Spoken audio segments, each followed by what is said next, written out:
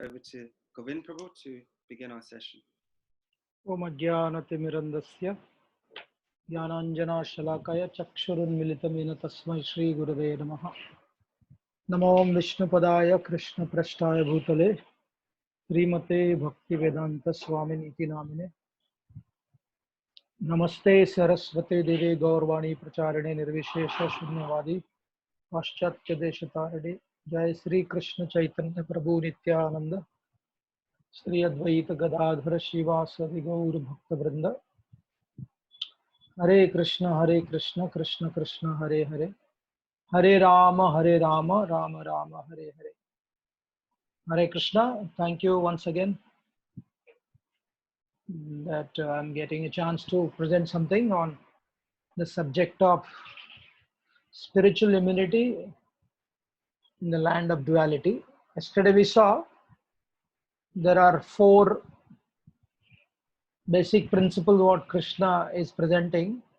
He's teaching us the art of observation, a proper observation, not based upon our conditioning. And we were only doing that. Four principles are observation, preparation, execution, and emotion. We discussed how our observation is born out of one's condition, one's interaction, one's spiritual connection. We also discussed in the very first chapter, Dhritarashtra, Duryodhana, and Arjun observed.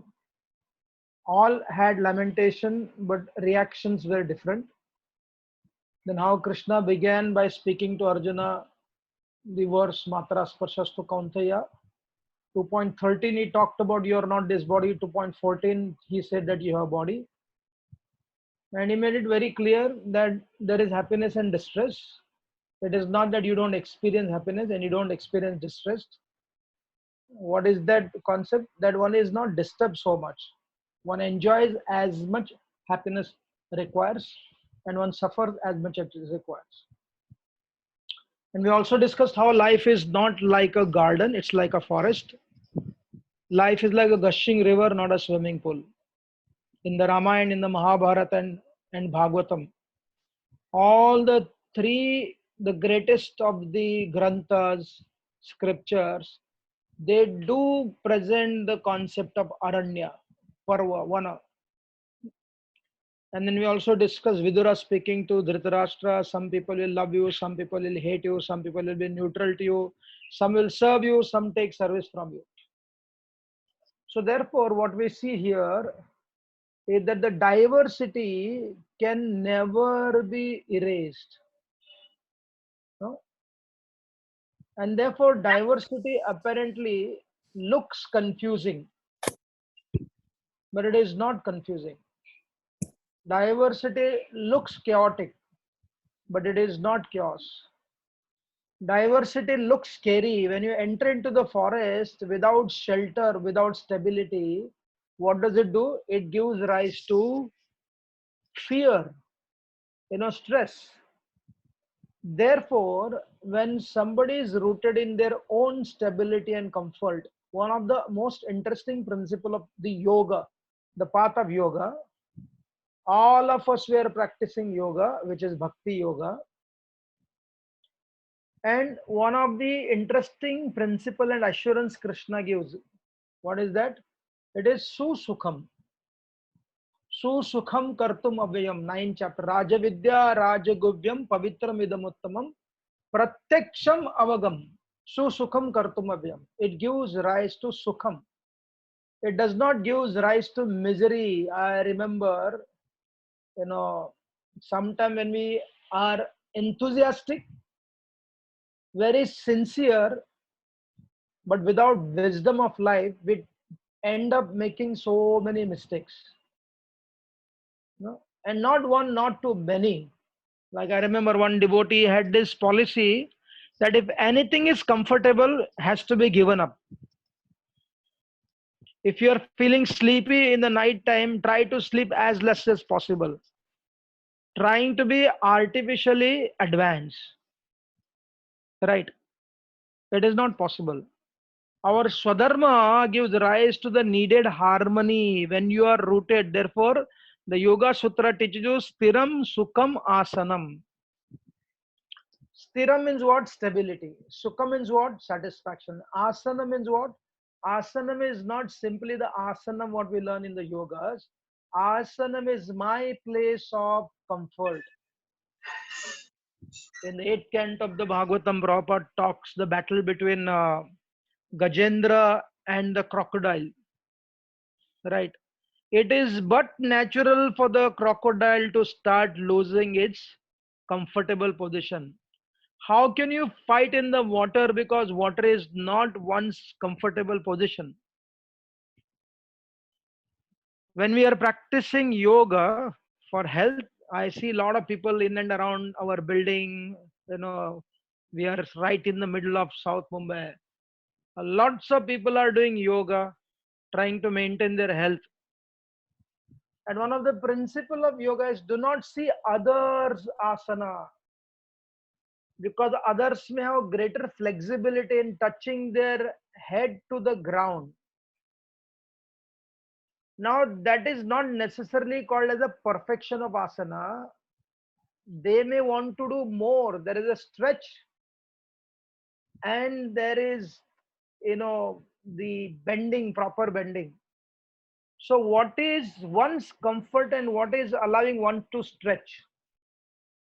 Not seeing others, comparison is the cause of the greatest disease, because my comfort and my stretch is what makes me progress in life. Right. So therefore our Swadharma is very important. And Gita, there are only two verses in the Bhagavad Gita which are repeated twice. One is in the 3rd chapter and one is in the 18th chapter in regards to Shreyan Swadharma Viguno Paro Dharma Bhayavaha. Krishna said, Arjuna, one should be doing one's own Swadharma rather than doing somebody else's. And then Man Mana Bhava Mad Bhakto.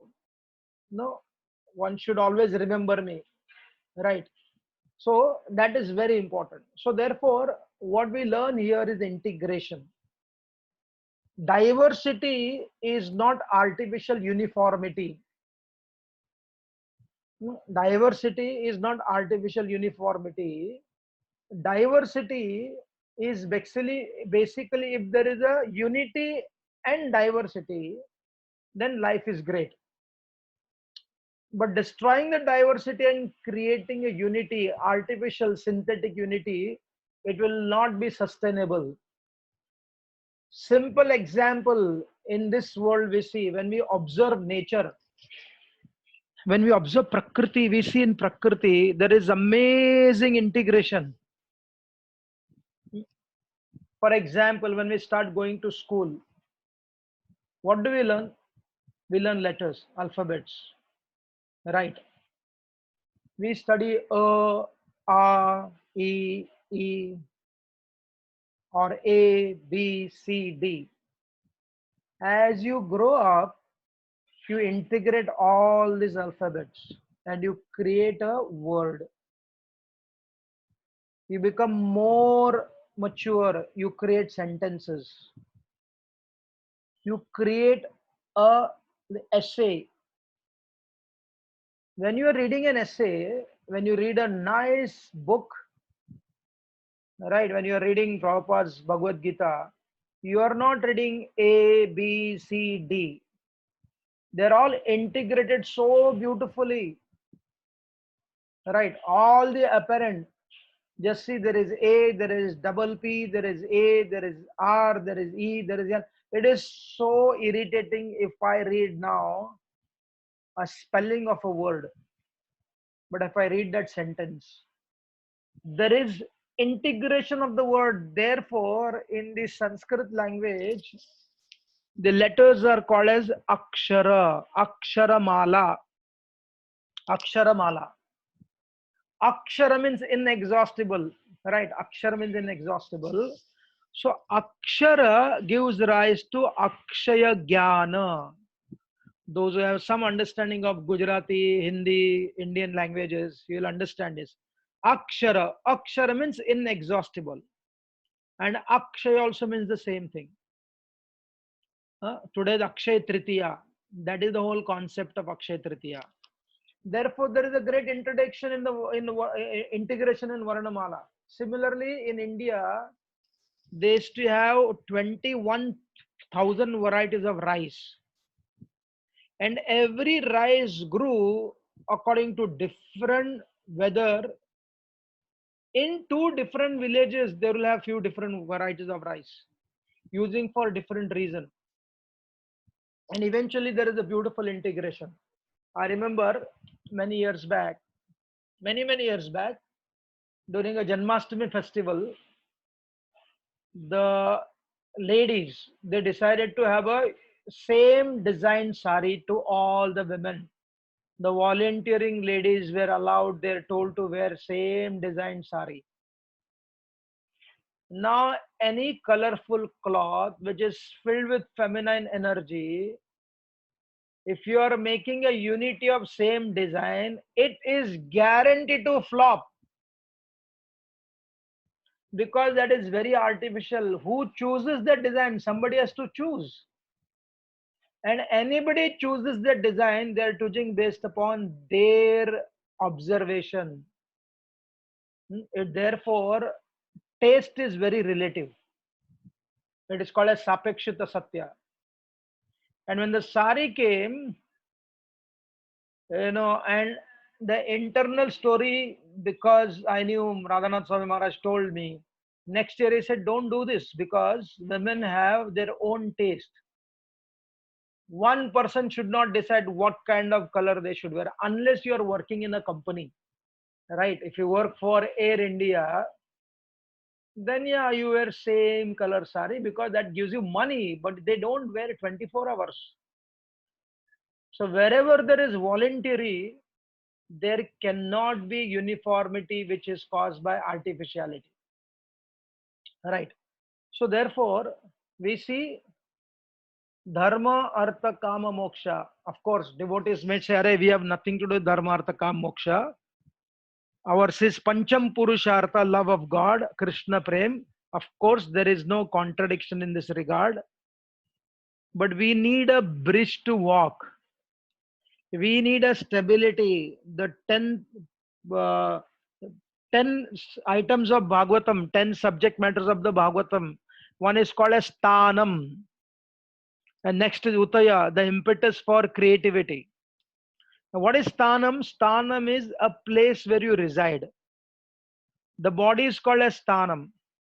The place is called as Sthanam. As we discussed, we are not this body, but we have a body. Similarly, Dharma, Artha, Kama, Moksha is not our goal. It is not the goal of the Vaishnavas. But the operating principle continues to remain Dharma, Artha, Kama.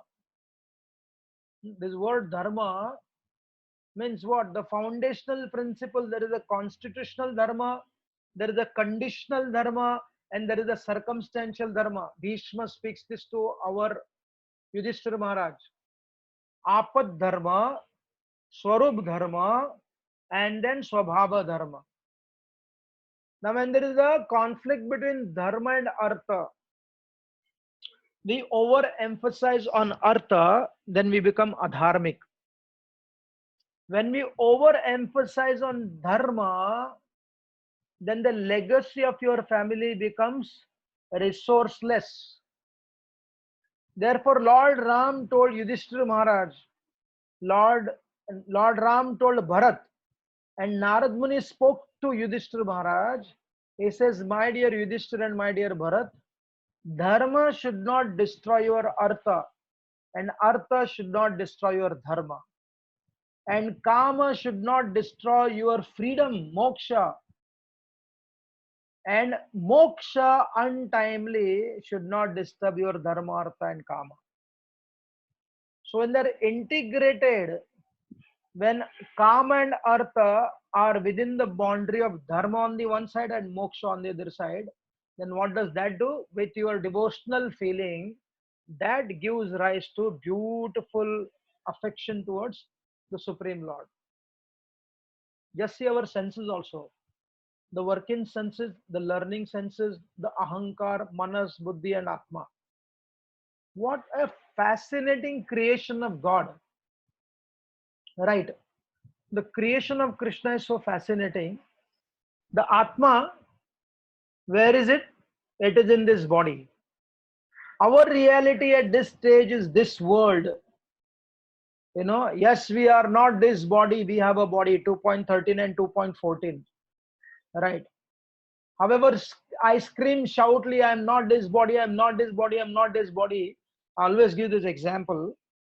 I got to travel a lot of villages, while doing book distribution from 96 to 2000.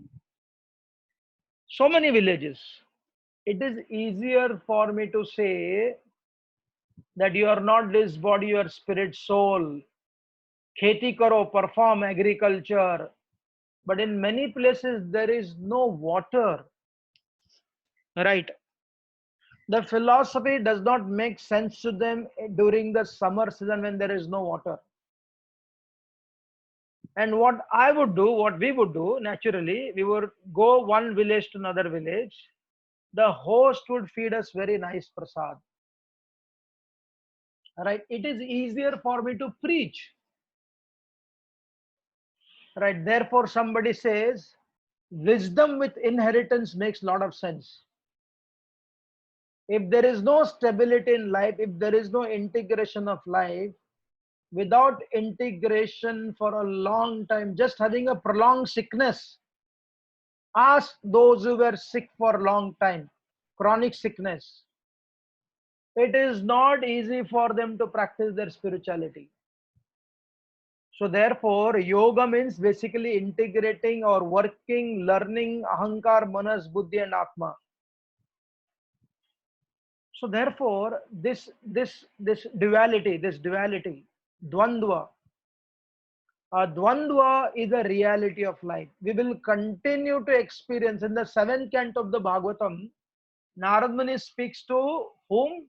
To Yudhishthira Maharaj, again after narrating the entire story of Prahlad Maharaj. He says, my dear Yudhishthir, as long as this body is there, till then this dvandva will continue to exist. Let us not try to create a fake idealism. It is not possible. Life is not like a march past. Life is like a parikrama. No? Like during India's Republic Day in Delhi, near the Red Fort, the Prime Minister of India and I think the President also, they take salami. Salami is like, people who are taking part in that march past, they get to give salute to the Prime Minister. And it is big deal. In the school, you are selected in the National Cadet Corps. The army people also, few are selected. People look forward for that. And when you go for that march past, it takes many days of practice. Right. After doing so many days of practice, then left, right, left, right, left, right, there is a synchrony. It sounds, it looks very good, but life is not like that. Life is not like a march past. Life is like a parikrama. The 70-year-old person or 70-year-old lady may have a better devotion than a 20-year-old devotee. But the 20-year-old devotee has a greater enthusiasm and a physical capacity. They may do their parikrama in 4.5 hours. And the elderly person may do in 8 hours. But the goal is very clear that I want to complete the Govardhan parikrama. But we cannot put a time.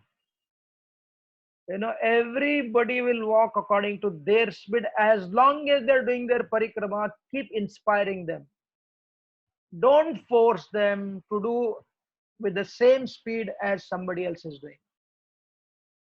Therefore, this dvandva will always exist, and when we do not integrate dvandva, then it creates further dvandva, further trouble, further challenges. Let us take the example of Karna.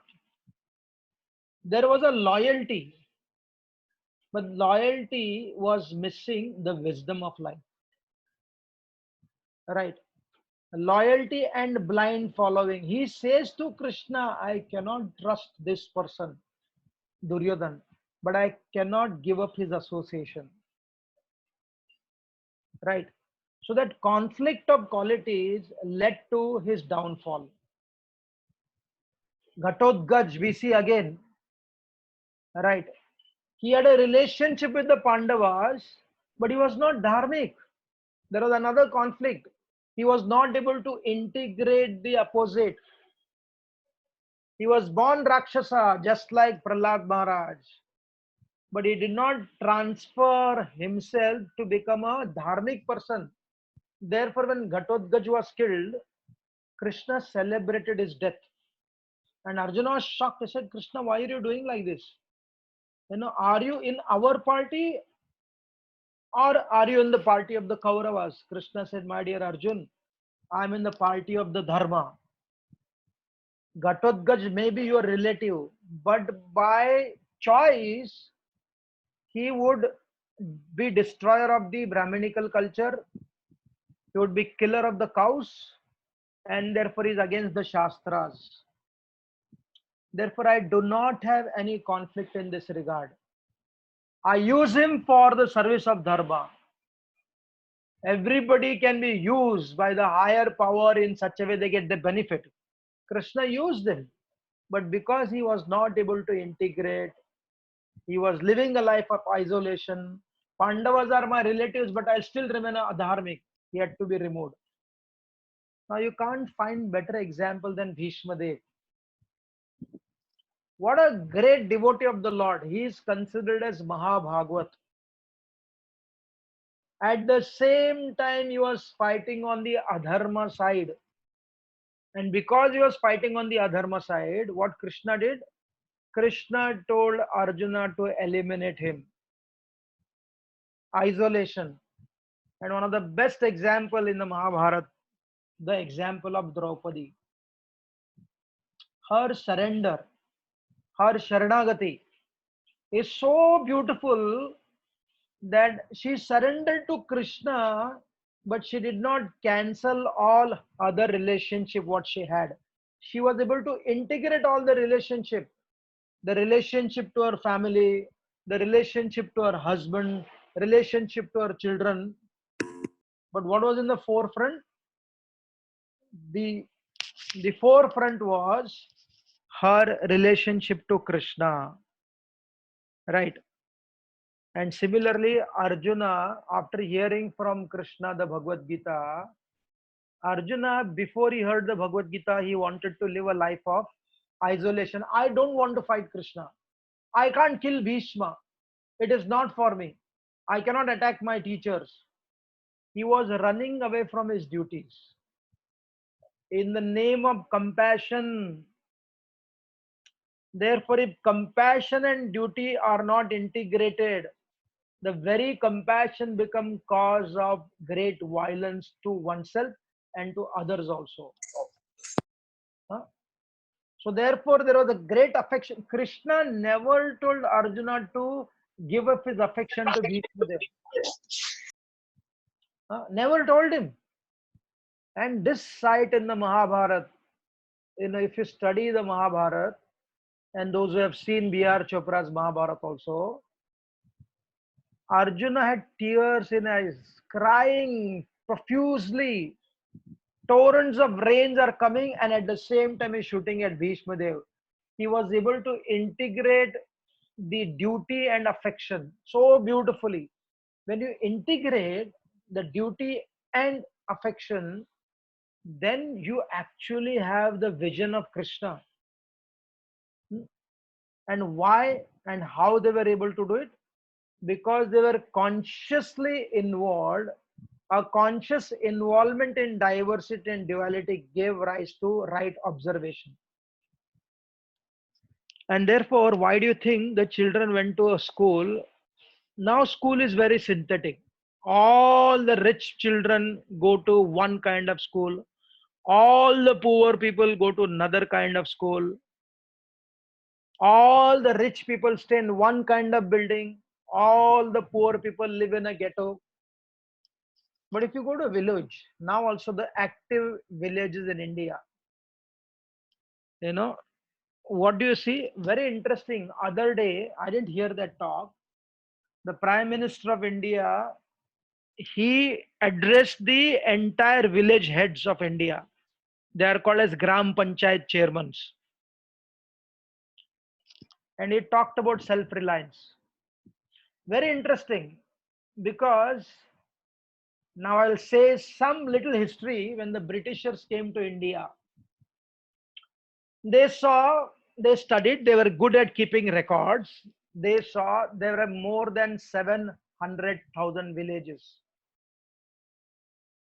And in 700,000 villages, there were more than 500,000 villages having gurukuls, Patashala, Chhatrasala, Gurukul, Vidyalaya. Within that education also, there are many diversities. If you go to the British archives, and if you don't want to go, there is a person, the student of Gandhi called as Dharmapal. He wrote this 5 volumes of book. No. So what happened was that diversity was destroyed. And what is the diversity? All these education center were placed in a village setting. And what is village? Village is a land of diversity. There are no borders between rich and poor. There are no borders between the Brahmanas and the Shudras. There are no borders between intelligent and not intelligent people.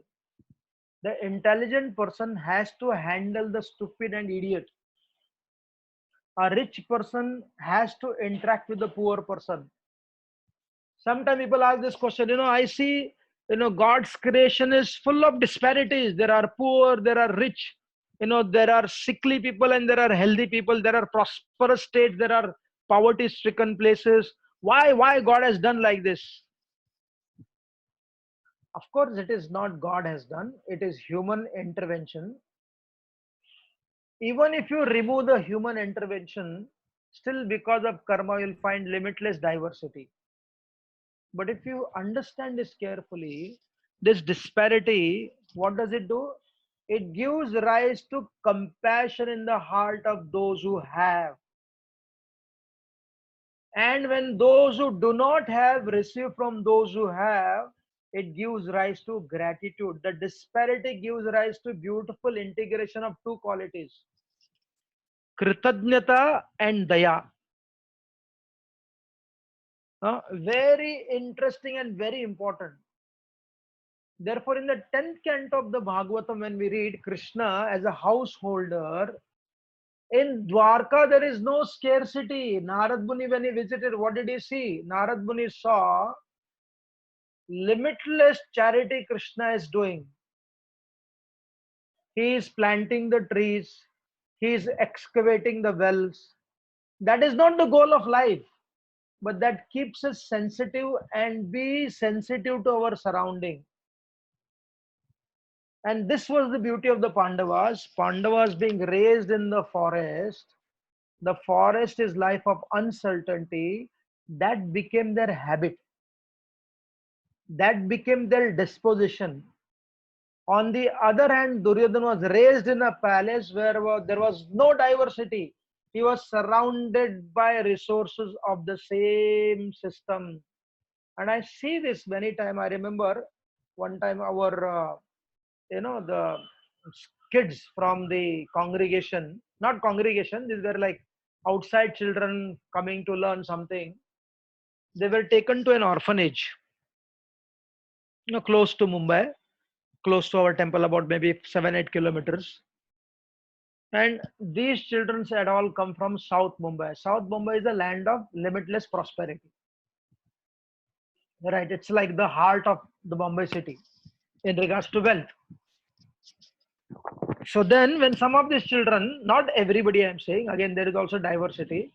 Some of the children, when they came to the orphanage, they went and complained to their parents. It was painful. And one child's grandfather comes and tells the coordinator, how can you take our children to this? They can't handle it. It is so poor, they'll be disturbed.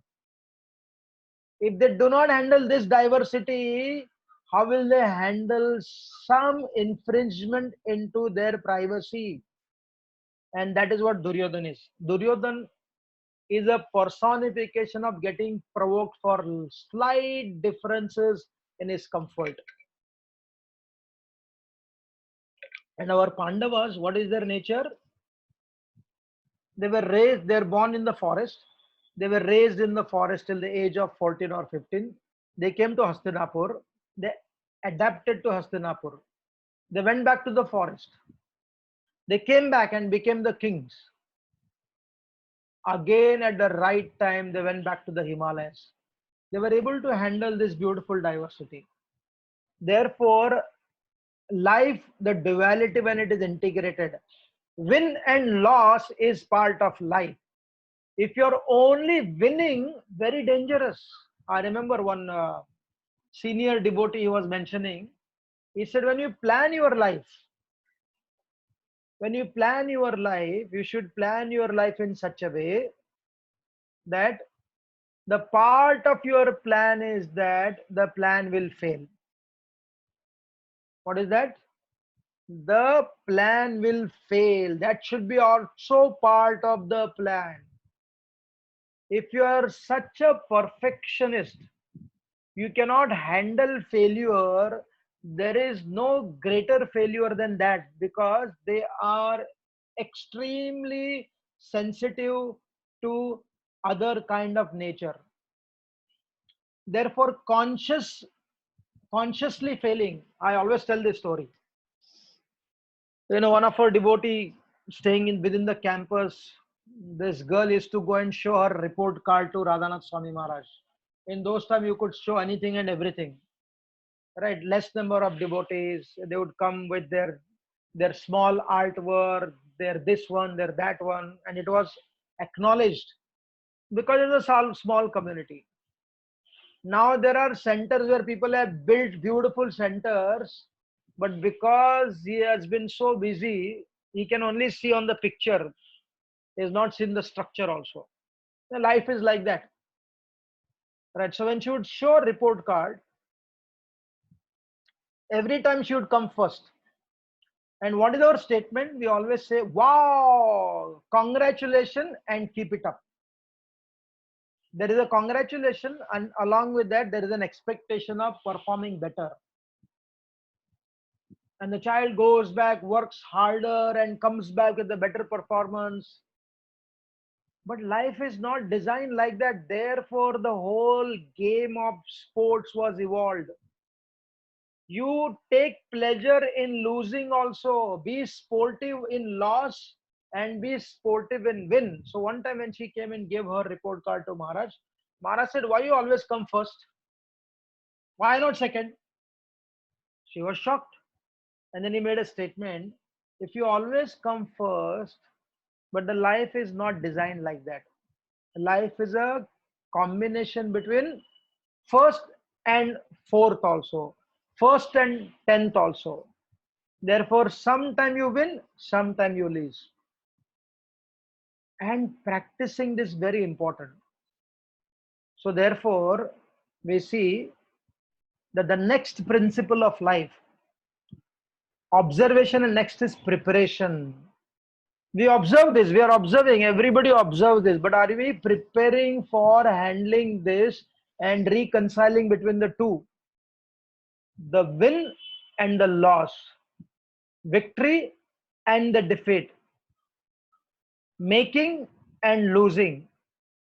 In relationship also, you cannot always have a great flourishing relationship. Part of the flourishing relationship, sometimes the relationship have trouble. That's part of life. Deal with it.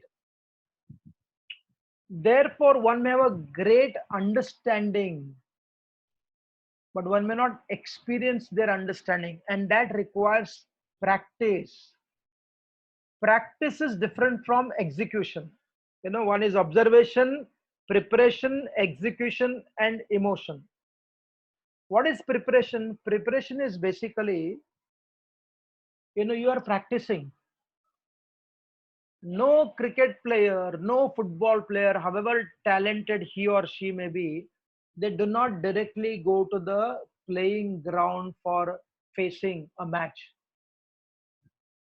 I remember, they have this Bharatnatyam, Arangetram. Arangetram is what? You have practiced for many, many years. And after so many years of practice, you come to the stage to give your first performance. You give your first performance. Therefore, preparation is very important. I remember one devotee, he wanted to learn one musical instrument. He had a great talent.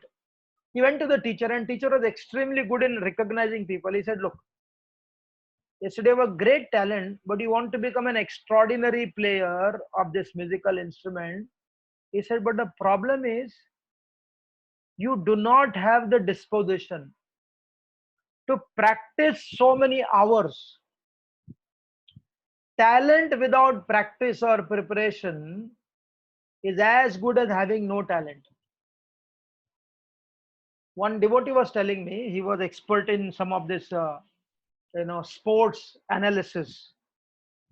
He said it was a time when Sachin Tendulkar was doing so good. He was in great form, amazing form. He would touch the ball would go. He was having 75, 76 average. But even in that period of time, he would practice for more than 8 to 10 hours. From a devotional perspective, you may say that's a waste of time. But we should learn, practice, practice, practice. So therefore, when there is a gap between the intent and the content, the understanding is there, but the content is empty. That is called as action poverty. Right? There is a gap between what we believe, like one of this famous speaker, Simon Sinek. His talk about parenting was circulating everywhere. He talks about the millennium children. When our generation and previous that generation, they were growing, their life was very clear. Focus on the journey. They never dreamed big. No, they never dreamed big things. They dreamed of doing something tangible. They did not have a fixed position in their mind. They had a fixed journey in the mind. I need to make great money. I need to grow in education. I need to do something good for my family. Right. So they were willing to walk that, and they kept on walking, and eventually they became something. Sometime in India, we do criticize our own people, saying that, oh, Indians are not adventurous at all. They don't know, they don't get out of their homes only. The most of the Marwadis and Gujaratis, a lot of Gujaratis are here in London and other parts of UK. Their ancestor took that task of leaving their village with nothing at their disposal. Their adventure was substantial and tangible to make something out of their life. But here, those who are coming from the resourceful parents, the children, they have greater information about life. They talk about going up somewhere. I want to do big things. The aspiration is there, but they don't want to perspire. The intent is there, but the content or the action is not there. That is action poverty. Observing is there, but doing nothing about it. Dhritarashtra, very good example of it. Therefore, what Krishna said again in the Bhagavad Gita, we talked about duality. Here Krishna speaks to Arjuna, my dear Arjuna, from wherever the mind wanders due to its flickering and unsteady nature, one must certainly withdraw it and bring back under the control of the self. Abhyasena tu Kaunteya. When Arjuna asked this Krishna, Chanchalam Manahi Krishna Pramatti. Who is asking Arjuna? Who is Arjun? He is Gudakesh. No, he had such a great ability to be focused and doing the same thing again and again, again and again, again and again. When Arjuna asked this question to Krishna, Asamshayam Mahabaho Mano Durnigraham Chalam. What did Krishna say? Oh, mighty armed son of Kunti, it is undoubtedly very difficult to curb the restless mind. Again, just see the Lord is accepting our limitation. Huh? He says, yes, you have a problem. I accept it. He doesn't condemn those who have a problem. But it doesn't just become sympathetic to them for the sake of. But he says, but it is possible by suitable practice and vairagya. The word vairagya means what? Raga. Raga means obsession should not be there. If you fail, retry. If you fail, again try. If you are sick for 10 years, don't stop on the 11th year's first day, because what happened was in your destiny. But what you can do is within your control. Again, he who is regulated in his habits of eating, sleeping, recreation, and work can mitigate all material pains by practicing the yoga system. Therefore, what is yoga? The Bhagavatam explains, very interesting. The word yoga in the third canto of the Bhagavatam is defined as what? Dharma plus Kriya is equal to yoga. And what is Roga? Adharma plus Kriya is equal to Roga. Go back to the first chapter. Dharma Kshetre Kurukshetre. Dharma is seen by Arjuna. Dharma Kshetra is seen by Arjuna. One who is supposed to do is Kriya. And what he said? Krishna, I will not fight. Not fighting is also an action only. There is no such thing as neutrality. Either we are on the dharmic side or we are on the adharma side. I withdraw. I don't want to get involved. There is no such thing as neutrality. You are either on the negative side or a positive side.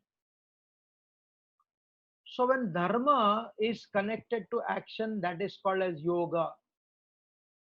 But when adharma is connected to kriya, that is called as roga. Therefore, very interesting.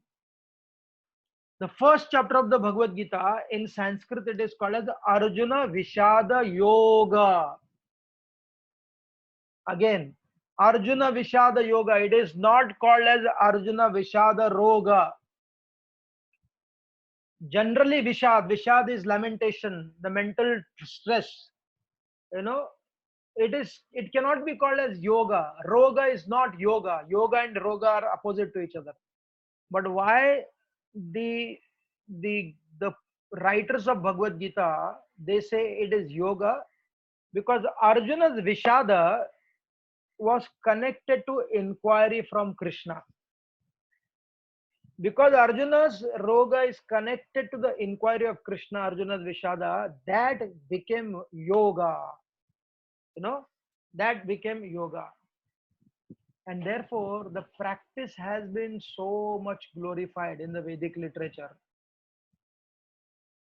Arjuna's practice, Dronacharya had told his wife, he had told her, look, he said, never feed my student in a dark.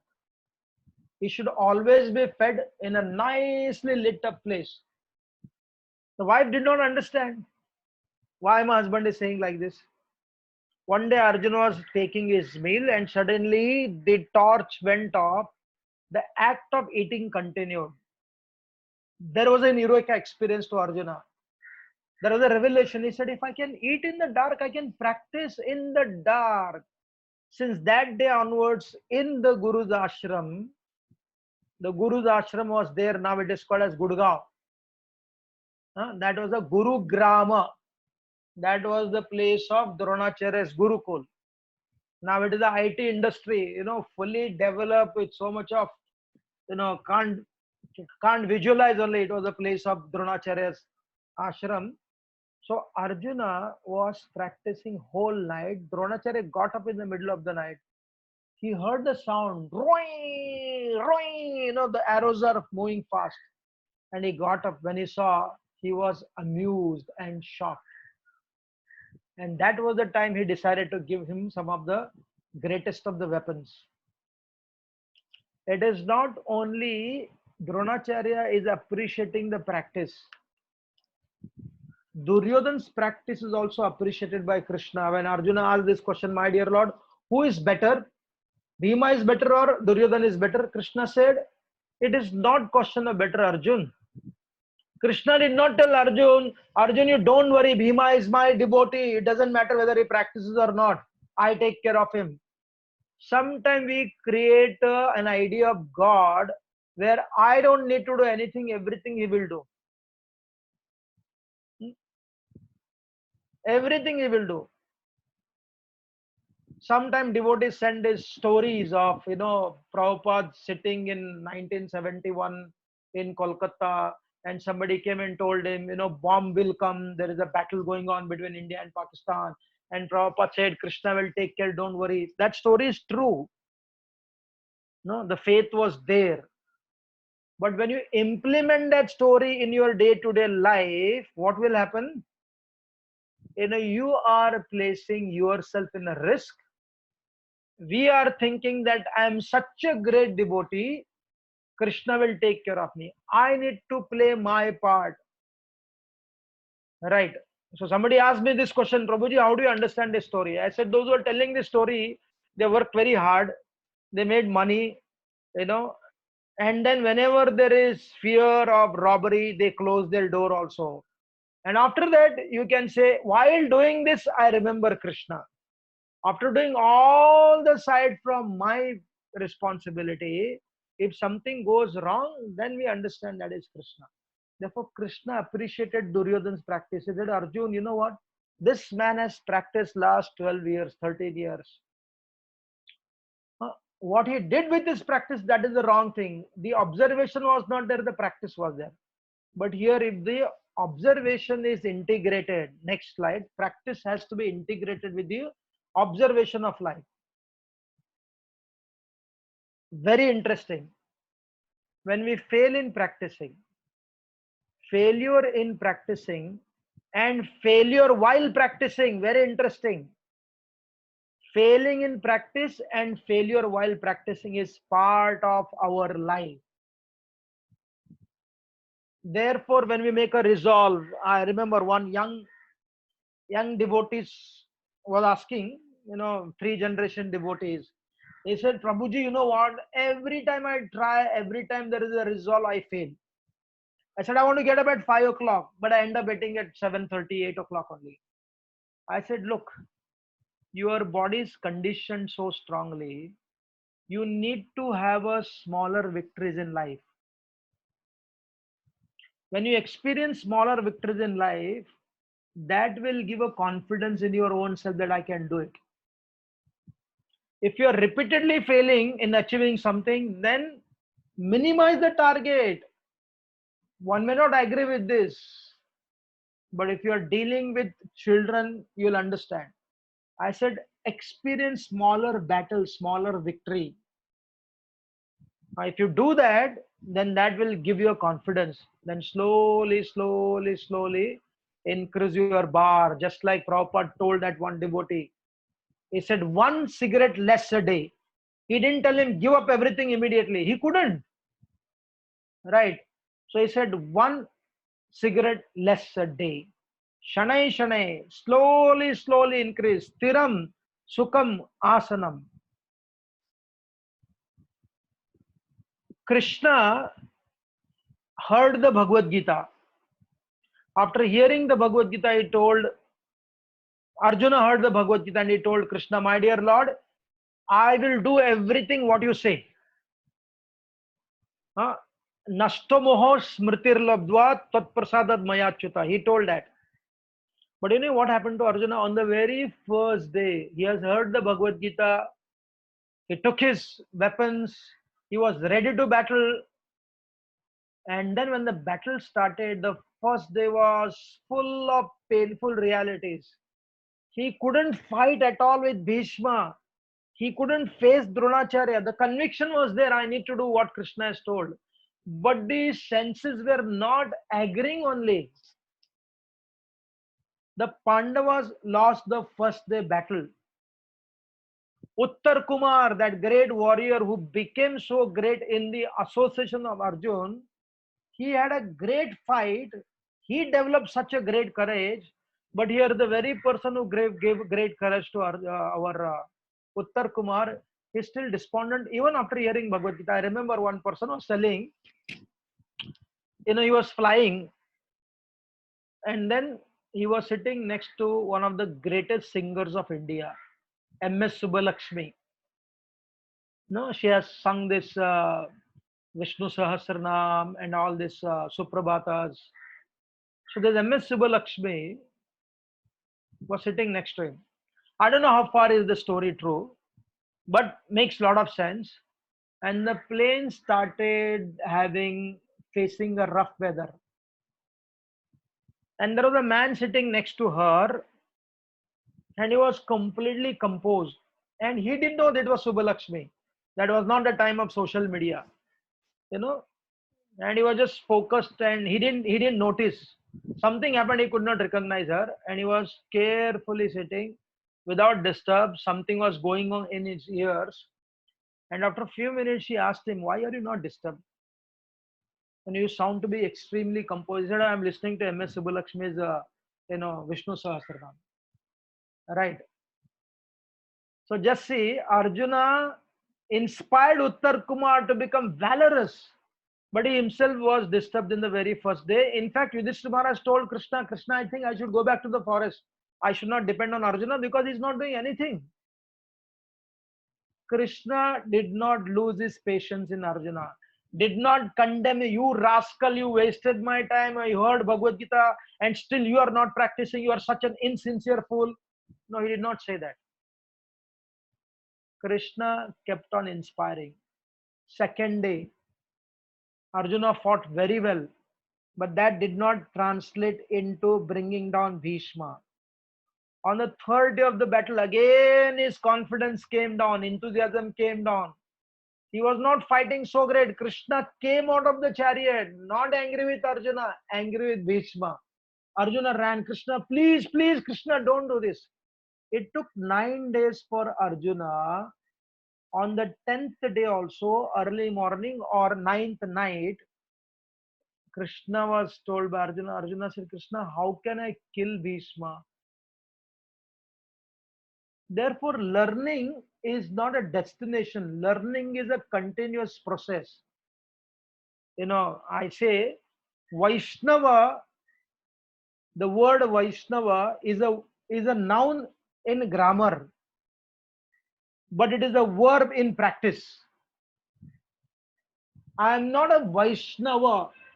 I am called as a Vaishnava because I identify with something, but it is not a noun, it's a verb, it's a journey, it's a big deal. And Krishna was able to keep inspiring. He did not condemn Arjuna. Forget that the entire battle was over. Arjuna, became victorious. Yudhishthira Maharaj became the king. Arjuna came to Krishna. This is there in the Mahabharata. He said, Krishna, you know what? Some other I forgot what you told me. No, I lost that memory. Krishna embraces Arjuna. Very interesting part. Krishna embraces Arjuna and he chastises him. You rascal, you forgot what I taught you? He said, I can't tell it again because I was inspired internally. It was done with a deep yoga. But Krishna again did not stop him. He taught him Anugita. Now, Anugita means what? Following in the footsteps of Bhagavad Gita, which has got more verses. Just imagine if the teacher becomes hopeless about a student. But Krishna disciplines Arjuna, but does not destroy Arjuna. Krishna disciplines Arjuna, but does not put systems in Arjuna's life like a march past. System has to be placed by Arjuna himself. Right. So therefore, we see that Arjun here went to practice this whole principle of Krishna consciousness in such a way that he observed nicely and integrated that observation with the practice. After observing and practicing, integrating these two, then on the 10th day he executed. Sachikeshwar, you have next slides? Or can you change? Jagannath Sharan's just changing it.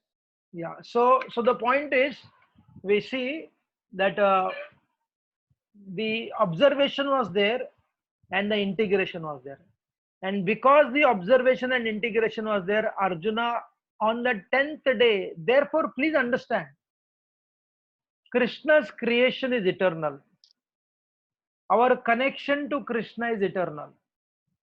Because our connection to Krishna is eternal, Krishna is willing to wait. He is desperate, at the same time is detached. Because the living entity has to execute on the 10th day after all the confusions. Arjuna asking all that question, he said, my dear Lord, is it possible I can avoid this? He took that arrow and he started shooting at Bhishma Dev. Now, hearing Bhagavad Gita directly from Krishna and executing it on the 10th day, because the confusion was there because of Bhishma Dev only, because of Dronacharya only. But Arjuna never stopped. Therefore, observation is there, preparation is there, and the third, execution is there. Next slide. Now, how does execution happens? The execution happens when we understand the philosophy of Krishna consciousness or philosophy of Bhagavad Gita is there for what? Not to take one away from life. Philosophy is not there that one should be taken away from life, but to make life meaningful. Nothing changed for Arjuna from the very first chapter to the last chapter. What changed was he had a conviction in regards to understanding. The observation came. The resolution came, I will fight Krishna. The practice was there, and for next 9 days he was practicing. And then on the 10th day he executed. Therefore, life has to be made meaningful in such a way that we are able to implement what we have learned and practice, so that there has to be an execution. It is a difference where you practice fighting in a simulated place and you fight in the battlefield, right? Therefore, the soldiers are placed in a mock fight, and these fights are more serious, more dangerous than actual fight. We have one of our devotee, he was fighter pilot. Some of you know Shikshastakam Prabhu. When he was going through the training, he was telling it was a 20-30 days training program. Repeatedly do this kind of training program. You are in the dense forest and there is nothing given to you, no food, no water, just a backpack and all your ammunition, weapons. And there are enemies, the mock enemies. They will strike at you, they will shoot at you, the rubber bullets. You have to manage your own food. There is no water. And suddenly after 4 days, the water tank comes, they take a hose pipe and they cover every part of your body. And then next, it's like some planting of a planting a tree. And after 4 days, they brought a big meal, right? And they survived eating some roots, some leaves, some nuts. And on the 4th day, they are sitting for a big feast. There are 10-12 course of meal. They ate for 30 seconds. There was a siren for next attack. Now when the siren goes on, you have to come back within 1 minute. You are so hungry, you want to eat. But if you continue to eat, then the trouble is much severe. What will you do? Right? What will you do? Another devotee friend was telling me, he retired as a major general. Right? He retired as a major general. He said one of his colleague, in the initial days of training, he would faint. He would say, I'm done, I can't. But he was inspired. And he kept on fighting, practice, practice, practice. He did not quit, and he retired as like a major general along with him. So therefore, to make life meaningful, philosophy is there, not to run away from life. Next slide.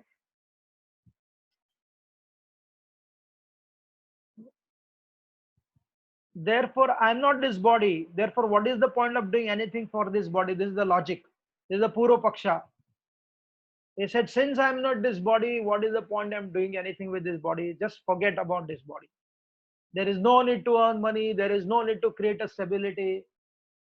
But because that is artificial, Krishna, rather than talking about giving up your duties, he talks about acting diligently without attachment. No, that is what Krishna is telling Arjuna. Right? When we do that activity, what does it do? It actually helps us to understand this whole principle so beautifully. Therefore, he doesn't teach give up action. He teaches act without expectation. Please hear this. What did Krishna teach? He did not say, Arjuna, give up. Sometimes we teach people to give up, but Krishna did not tell Arjuna to give up. He said, act without expectation. After speaking Atma Gyan, 2.31, Krishna says, considering your specific duty as a Kshatriya, you should know that there is no better engagement for you than fighting on religious principles. And so there is no need for hesitation. So therefore, living in this world requires what? Incorporating the concept of Rajarshi.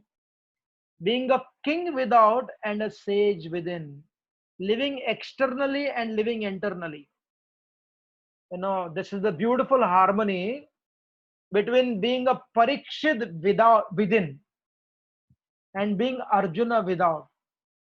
Gita teaches us to become alert, and Bhagavatam teaches us to become inward. Bhagavatam teaches us to be absorbed, and Gita teaches us to be alert. One of the great teachers of Shivaji Maharaj, he gave a very interesting triangle. He said one should be spiritually absorbed, politically alert. Politically alert doesn't mean that you become politician. Be aware, be smart, have some common sense. Politically alert, spiritually absorbed, and socially sensitive. आध्यात्मिक तल्लीनता, सामाजिक संवेदनशीलता और राजकीय सतर्कता. Right. So when you do that, what does it do? It helps you to grow.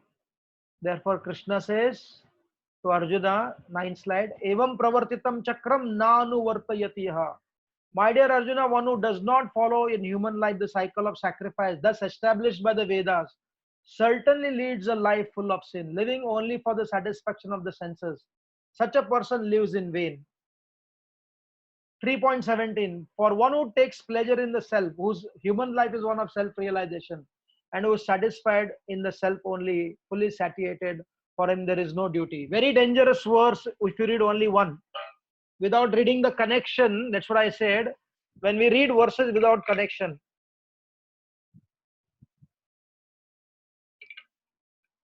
what does it do? If you speak on this verse, without the connecting verse, we will blunder. We say once you become spiritually absorbed, there is no duty for you to perform. But this Krishna is telling Arjuna, he says, a self-realized, even though he does not have any duties to perform, but he still has no reason not to perform. Right? Therefore, without being attached to the fruits of activities, one should act as a matter of duty. For by working without attachment, one attains the supreme. Then Krishna gives the example of Janak Maharaj. And forget about Janak Maharaj. He talks about Yadyada Chariti. Then one may say, no, it's okay. Krishna is saying, but he's talking about himself. O son of Pritha, there is no work prescribed for me. within all the three planetary system, nor am I in want of anything, nor have I any need to obtain anything, yet am engaged in prescribed duties. So therefore, the main purpose of Bhagavad Gita was to make Arjuna act, no, to perform his duty, right? And why do you think Arjuna developed this desire of giving up in the very first chapter? Where did he receive this, this idea that Krishna live by begging? Now they did beg as a Brahmanas for 1 year during when they were about to be burned by the Kauravas. They changed themselves as a Brahmanas, right? When they got married to Draupadi. Because that was an emergency, it was very important that the Duryodhana and party should know that Pandavas are dead. So they lived as a beggar for 1 year, Brahman beggars. Then they did, then they 12 years they went around, they never gave up their weapons, they continued to be Kshatriyas. For 1 year they did not raise any weapon. It is just like lockdown for the Pandavas for 1 year. 1 year not holding their weapons. Arjuna had to become a eunuch. Bhima had to work in the kitchen. Yudhishthira had to become an ordinary assistant. Nakul Sahadev had to take care of the cows and the horses. And Draupadi had to work as a maid servant to very, very ordinary queen. She was like a royal family, bigger royal family, but she had to work as a maid servant to the mother of Uttara, the wife of Abhimanyu. How could they do it? Because they had the courage, they had the practice and the conditioning of living in the forest and the city, back and forth. The conscious conditioning that developed of duality. But this Dhritarashtra sent a message to Pandavas. What a nasty personality Dhritarashtra was. You know what he said? He told the Pandavas, he said, don't come to this place. Don't, start this war, because this war is not good. My sons are unchangeable. They will not change. Better you continue to remain what you are. He said, you know the art of begging. Therefore, I tell you that you should beg. And where you should beg in Dwarka, not in Hastinapur. Because if you beg in Hastinapur, that will create a revolt among the citizens. Better my student, my children will remain like this. You remain like that. Why do you want to have a war? So somewhere that stayed in the brain of Arjuna. Therefore, beware of those people who give you advice at the cost of undermining your growth. That is not fair. And therefore, when there is an integration of Daiva and Purushartha, what does it do? Action plus vision, observation, practice, that certainly gives rise to devotion, observation, preparation, execution, and the emotion. What is having bhakti? To be active with sentiments of bhakti. Simple example is there. We will conclude this. I had to run a little faster. Very interesting. Slides number 19. Karma means what? Just drinking water. But when you drink with understanding, that is jnana plus karma. Drinking with understanding. When there is a jnana of why you drink, how you drink, that becomes yoga. So drinking with understanding is karma yoga and jnana yoga. When you drink with understanding and you understand that I need to drink in a disciplined way, sit and drink. Don't gulp. Drink your water as if you are eating. That discipline, yam and niyam, what happened? So there is karma yoga, there is jnana yoga, there is ashtanga yoga. Then when you drink your water, understanding that Krishna is the taste of that water, rasomapsu kaunteya. That simple act of drinking water has all the 4 yogas integrated. There is knowledge, there is discipline, and there is action, and more than that, there is a heart, there is a feeling, there is a devotion. Therefore, bhakti is what? Doing everything what the jnani is doing everything what karma yoga is doing everything what ashtanga yoga is doing, but there is a greater flavor, the flavor of heart, the flavor of gratitude, the flavor of relationship with the Supreme Personality of God, feeling wow. So what happens? Then we become a yogi in this very world. Therefore, Arjuna, you should always think of me in the form of Krishna, and at the same time carry out your prescribed duty of fighting. With your activities dedicated to me and your mind and intelligence fixed on me, you will attain me without doubt. If one offers me with love and devotion a leaf, a flower, a fruit, or a water, I will accept it. And with this understanding, the observation, the preparation, the execution, and the devotion, when we are able to do this four, and this is the 4 principle of Bhagavad Gita. In fact, what is this for? It is Jnana Yoga, understanding. It is Karma Yoga, action. It is Jnana Yoga, it is discipline. And the heart of all the yogas is bhakti, love and affection. When we integrate all these things, Shruti, Smurti, Puranadi, Pancharatrik within Vina, then our devotion is profound. Our understanding is profound. Our action is focused. And our discipline is great. We do our parikrama in such a way, not like a march fast. We have our own speed with devotion, walking, taking a smaller step compared to the younger person, but taking a sure step. And the parikrama will be completed, and Govardhan, Lord Giridhari, will offer his love and his affection to us. And therefore, we saw one of our, I was telling Gaur Gopal Prabhu, that in Bhaktivedanta manner, we couldn't come for Shruti Dharma Prabhu's, final departure from this world. And when Maharaj was going back to America, he took the risk of traveling from India to America. And very interesting, people are asking, why is he going? Why can't he stay here in India? But there was a clarity. Yes, there was a risk, but because he being an American citizen, legally, so that sthanam which he chose, he chose to be there. And at the same day, another devotee was coming from America to India. That sthanam, that stability is very important. Being an American citizen, legally, it is far more better for him to stay there. And when that material stability is there, then the confusion is not there. And this lady devotee, she was Indian citizen. She chose to come back here. I know so many children who love to be in America studying there. They were all running back to their place. Why?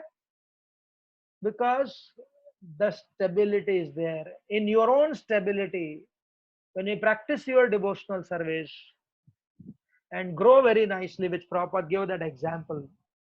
So similarly, this some of the devotees, we know few of the devotees lost their life in COVID-19.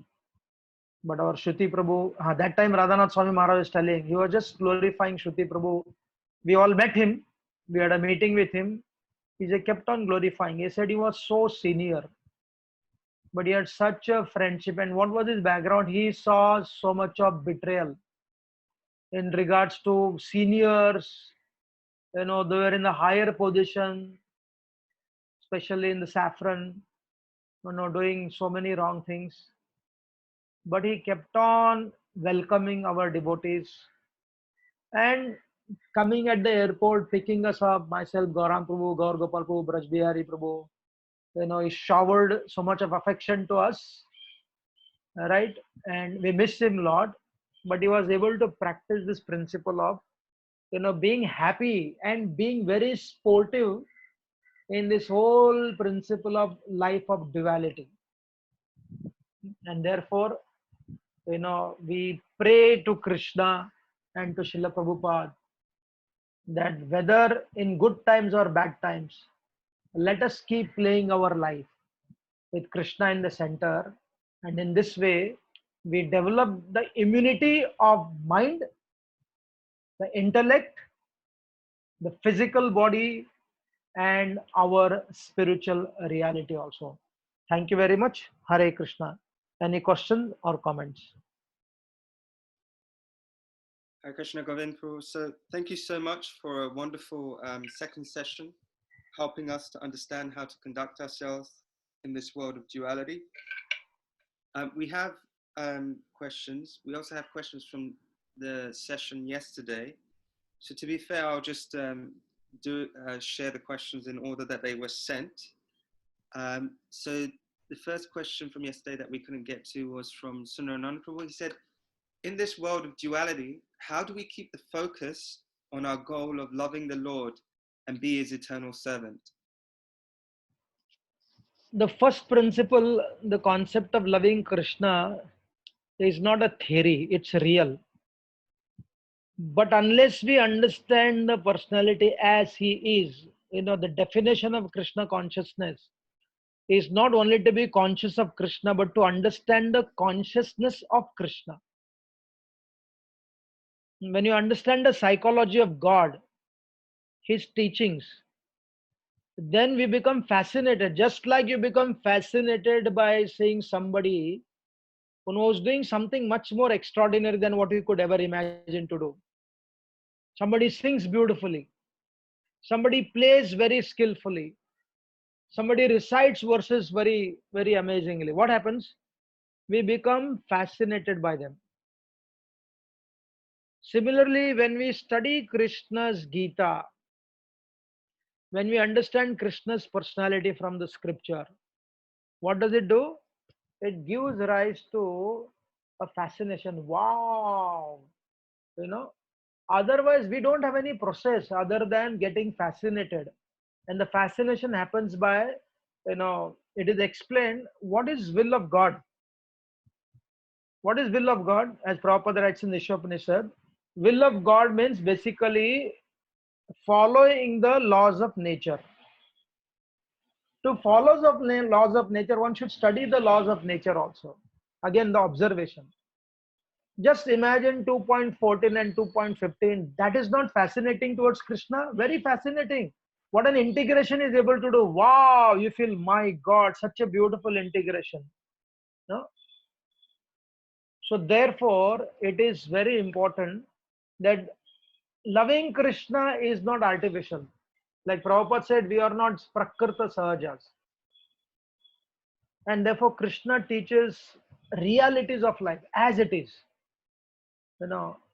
Like we, myself and few other devotees, they discussed, what do you mean by this love of Krishna? Vishwanath Chakravarti Thakur explains surrender to Krishna is manifested in this world in a very simple way. What is it? Friendship with your equals, service to those who are younger to you, not, I don't say word subordinate, younger to you, guiding them, not controlling them, and very consciously serving those who are superior to you. Submitting to their knowledge, submitting to their wisdom. When we submit to their wisdom, have a good friendship with our equals, and we are able to sensitively serve younger people, that is the display of Sharanagati, that is the display of Krishna. That is the display of love for Krishna. Otherwise, I may choose to love Krishna and reject all these relationships. Read Parikshit Maharaj's prayers to Shukdev Goswami. He is about to pass away from this world. He says, my dear Shukdev Goswami, I am asking this from you. If I ever have to come back to this world, what does he say? If I have to come back to this world, He said, give me affection to the Supreme Lord, friendliness to the saintly people, and compassion to ordinary living entities. Right? Such a beautiful triangle he creates. So therefore, my understanding is understand Krishna as much as possible. My understanding is, understand Krishna's Gita. Then you'll start Krishna's love manifesting through this practical. Krishna's love is very real. And then whenever he has to you may say I love Krishna, but does he love me? We were discussing in our last seminar, one beggar told his friend beggar, I've decided to marry this princess. He said, what? No, he said, our marriage is fixed. He said, how? He said, 50% fixed because I am choosing to marry her. He said, what about her? He said, first I have chosen now. I could have said no, so I have agreed to marry her. So living in it is like a beggar that I want to love Krishna. But does Krishna wants to love us? Huh? So therefore, if we exhibit these simple qualities, again, therefore, our next seminar, we have another group, is called Dharma and Shraddha. Therefore, our Kapil Muni in the Bhagavatam 3rd canto defines 3 kinds of bhakti. Bhakti in the mode of goodness, bhakti in the mode of passion, and bhakti in the mode of ignorance. This exclusive bhakti in the mode of tamoguna, that it's me and Krishna, gives rise to violence. No? What is jihadis means? Jihadis means they believe that only I love God and nobody else loves God. They believe that only I know how to love God and you don't know how to love God. They believe that only my way, how I love God, has to be accepted to everybody. If you don't accept, then you do not deserve to live. They have a conviction in God, they're willing to die. So that is a very risky business. Therefore, love of Krishna in this world is manifested by these 3 principles as Vishwanath Thakur explained. No, that is the point. Next question. So the next question is from Rasa Bihari Krishnadas. How do we know how much we should enjoy our wins? And similarly for our losses, are there signposts to know we have enjoyed or despaired enough? Very, very, very simple, very simple. If that enjoyment and suffering is not disturbing your next activities, to the extent where your activities is not focused and it loses its focus. If it is like, I remember one of my senior devotee telling that the disturbance should be in the background and action should be in the forefront. And slowly, slowly the disturbance will go away. I give the example of cricket. You take a wicket of Virat Kohli, right? How long will you celebrate? In that celebration, if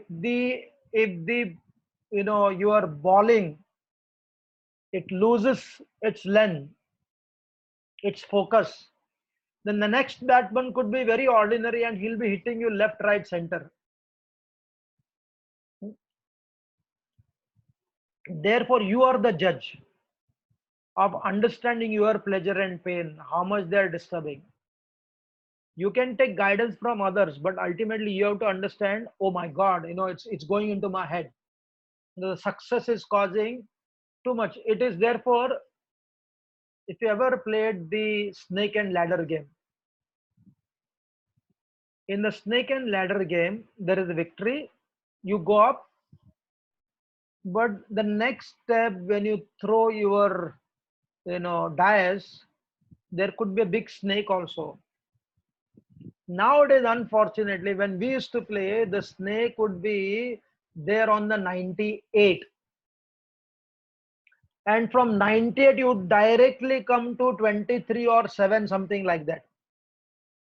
Now they've reduced the size of the snake only because people cannot handle that big fall. Oh, our children cannot handle this. Therefore, the ability to handle defines how much you should enjoy and how much you should suffer. But there is no a machine. It is your wisdom, it is your mind, and you see, oh, it's disturbing me too much. Yeah, next question. So from Kanchan Abjadas, does having guts mean we have to risk something to be close to Krishna? And what do we risk? E.g., for example, you gave Mother Yashoda risk poison to feed Krishna from yesterday's session. Therefore, there is a concept of risk with care. You risk. I remember taking our school children to rappelling and mountain climbing, and the coach was telling all the children, look, he said, I've taken about 30,000 children back and forth, rappelling and mountain climbing. They said not even one accident. Why there is not accident? Then issued all the ropes, all the hooks, all the safety gears. He said we have to do our best to keep everything proper. Right. So therefore, risking, read 18.14 Bhagavad Gita. Krishna says there are 5 things for success. What is it? Place of action, instrument to perform those actions, endeavor, you have the place, you have the instrument, and the third is the endeavor itself. And fourth is your involvement. You're the best of the car. You're driving in London roads, right? You have a driving license also, and you want to drive also, but you are feeling sleepy. Is it worth taking risk? So this 4 has to be within your control. Good car, good road, the act of driving, and you are driving also. And 5th is within Krishna's control. If you don't take that risk, oh my God, I can't go on the road, there could be an accident.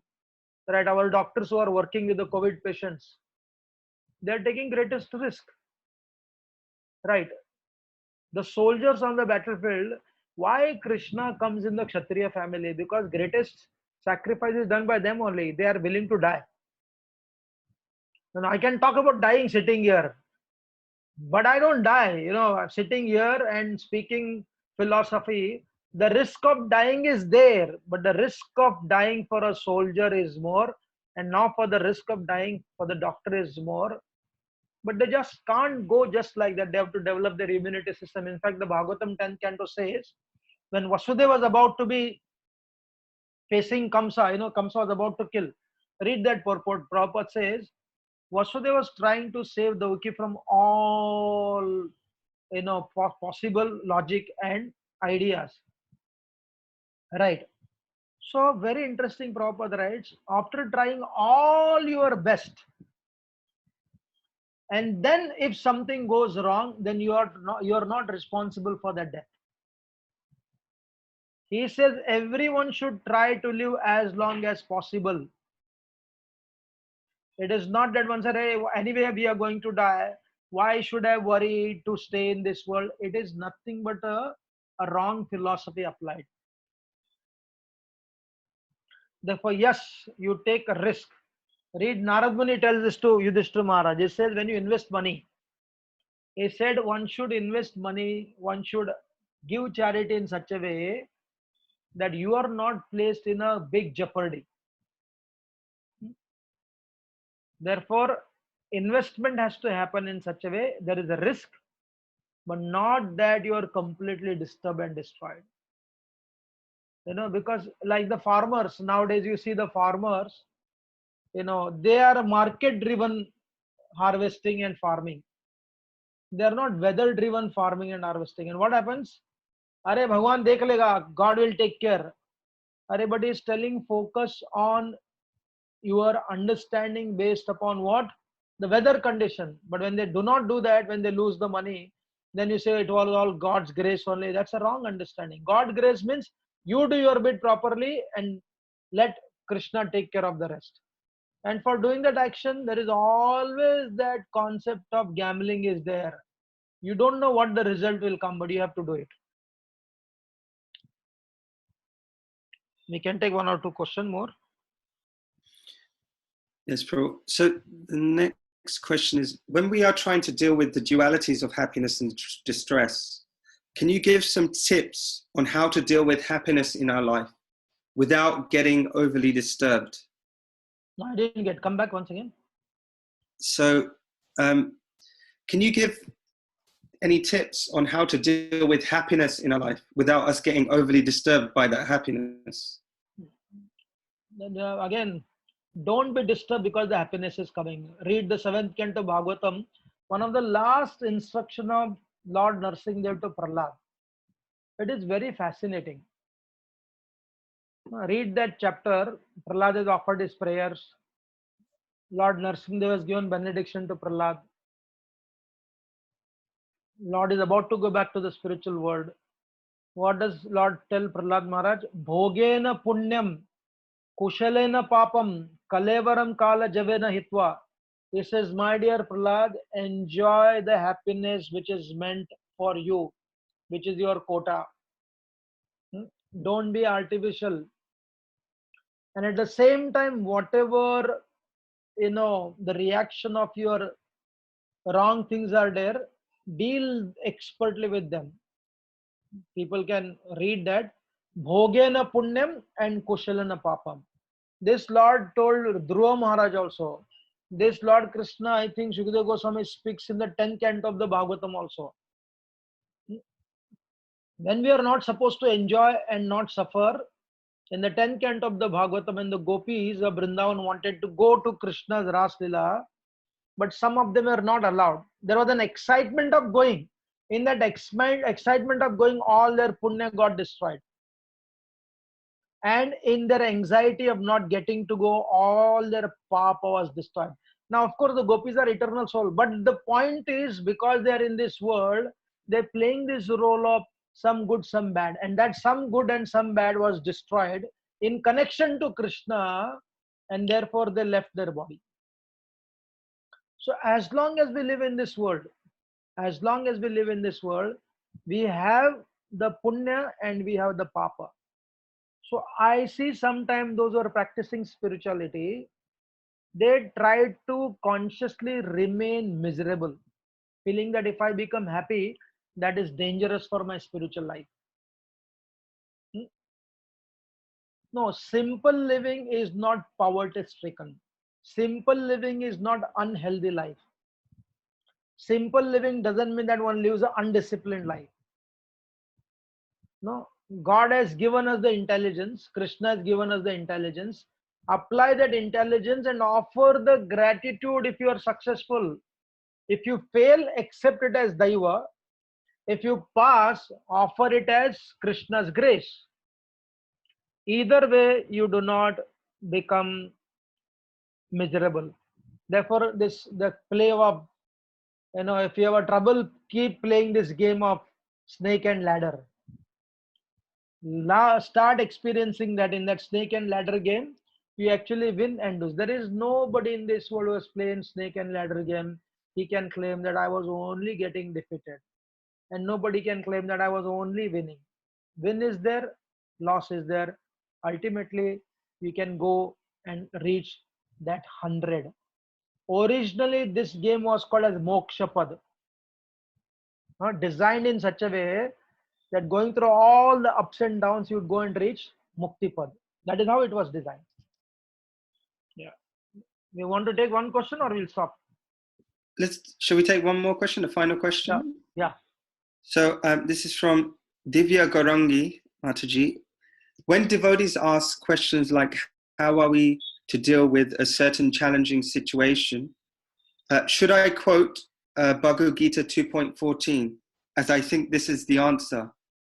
Ultimately, we are supposed to apply Bhagavad Gita in practical life. So can we respond in that situation? Yeah, because I think one is the verse and second is how do I help that person to apply? Like I was talking to somebody, the Purohit, spiritual instruction when we give to others, we need to have a relationship with them. If you're only talking philosophy, that's okay. But if there is a real problem in life, and how do you help them to solve that problem?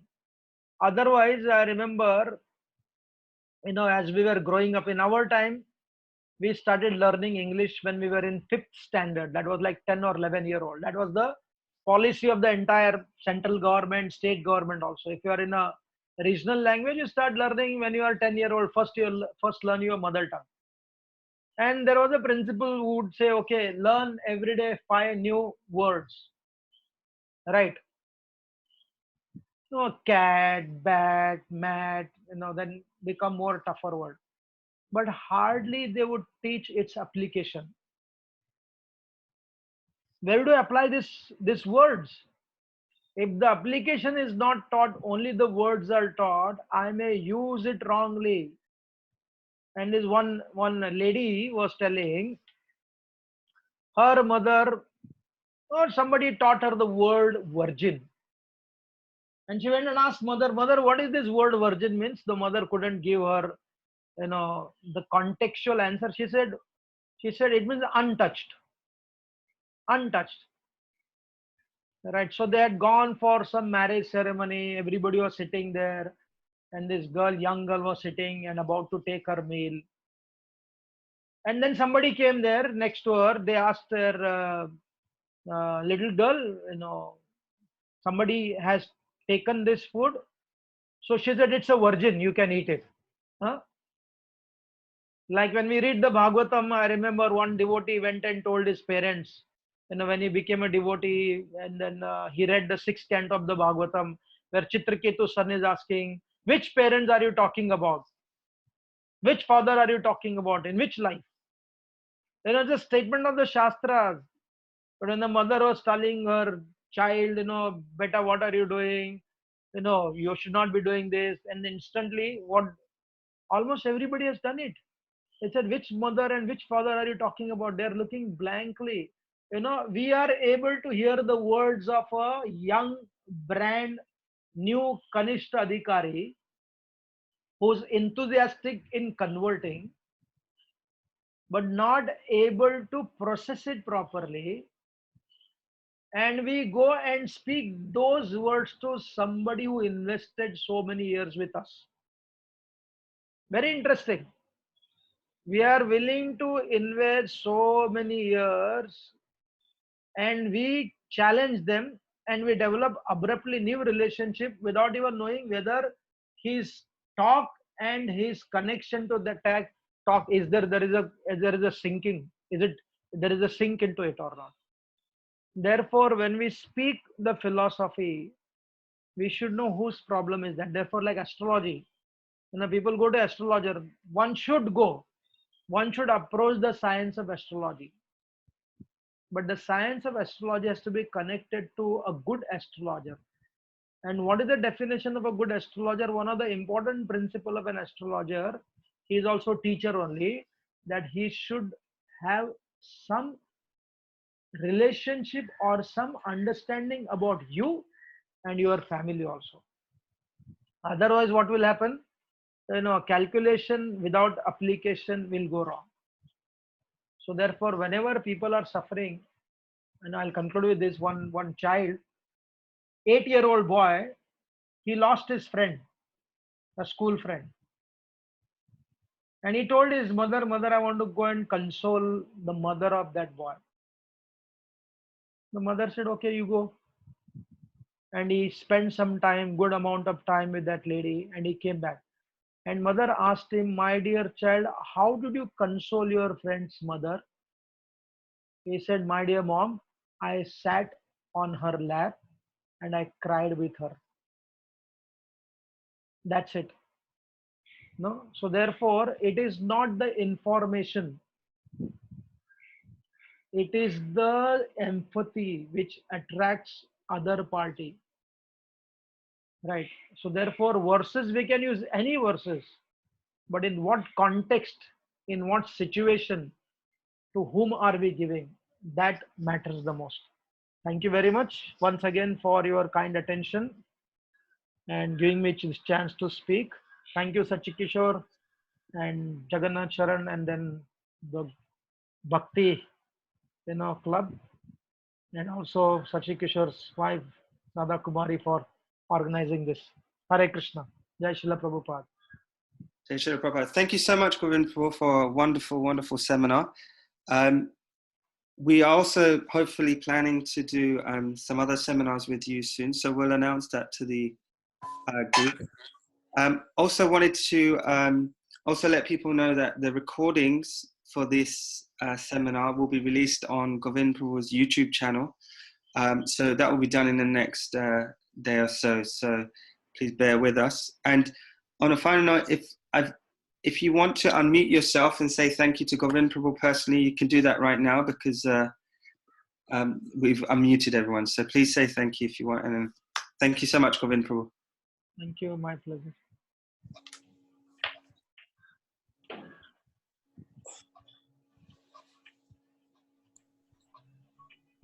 Thank you, Prabhu. Thank you. That was amazing. Krishna, thank you very much. Haribol. Thank you.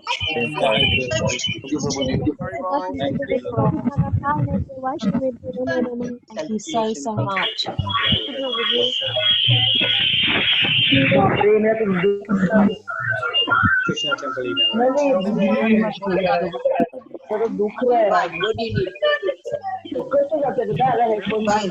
Are you still changing your role?